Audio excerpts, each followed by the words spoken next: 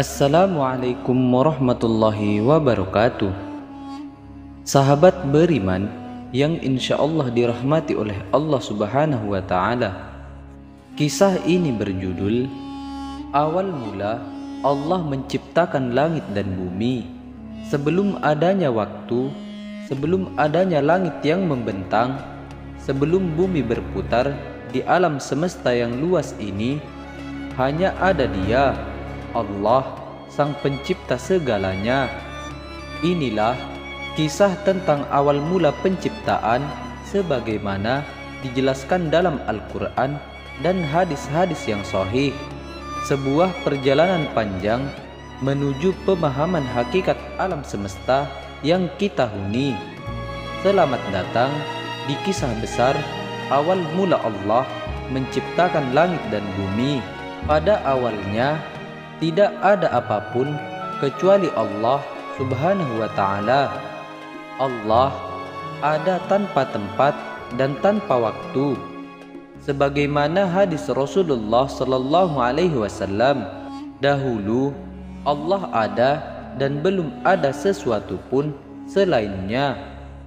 Langit dan bumi, waktu dan ruang, bahkan malaikat pun belum diciptakan.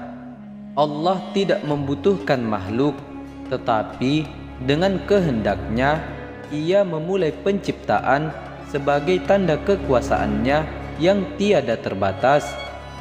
Sebuah ciptaan agung akan segera dimulai.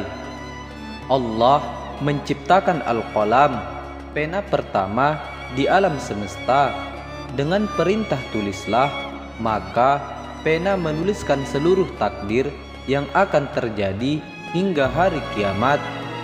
Kemudian diciptakan Lauhul Mahfuz, kitab induk takdir, tempat segala ketetapan dituliskan. Inilah awal mula konsep waktu dan ketentuan.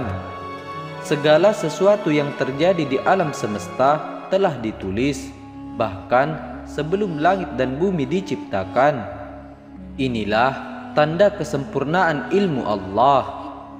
Setelah Al-Qalam dan Lauhul Mahfuz, Allah menciptakan air. Air menjadi salah satu makhluk pertama. Lalu di atasnya Allah menciptakan Arsy, singgasananya yang sangat agung. Arsy bukanlah tempat tinggal Allah, sebab Allah tidak butuh tempat. Namun Arsy menunjukkan keagungan dan kekuasaannya. 8 malaikat kelak akan memikul Arsy di hari kiamat. Sebuah penciptaan yang begitu agung dan penuh misteri. Kemudian Allah menciptakan langit yang 7 bertingkat-tingkat, dari langit dunia hingga langit ke-7. Masing-masing langit memiliki keajaiban, para malaikat penjaga, dan hukum-hukum tersendiri. Langit dunia dihiasi dengan bintang-bintang sebagai perhiasan dan pelindung dari syaitan. Penciptaan langit menunjukkan keteraturan dan kekuasaan Allah dalam menyusun alam semesta. Setelah langit, Allah menciptakan bumi dalam 6 masa. Allah menyusun bumi dengan daratan dan lautan. Diciptakanlah pegunungan sebagai pasak agar bumi tidak berguncang. Allah juga menciptakan berbagai lapisan tanah, mineral, dan sumber kehidupan di dalamnya. Segala sesuatu diciptakan dengan ukuran dan keseimbangan. Allah menciptakan cahaya dan kegelapan sebagai bagian dari keseimbangan. Dengan cahaya, manusia melihat dan bekerja. Dengan malam, manusia beristirahat. Waktu diciptakan untuk mengatur kehidupan, dan dari sanalah lahir hari-hari, minggu, bulan, dan tahun.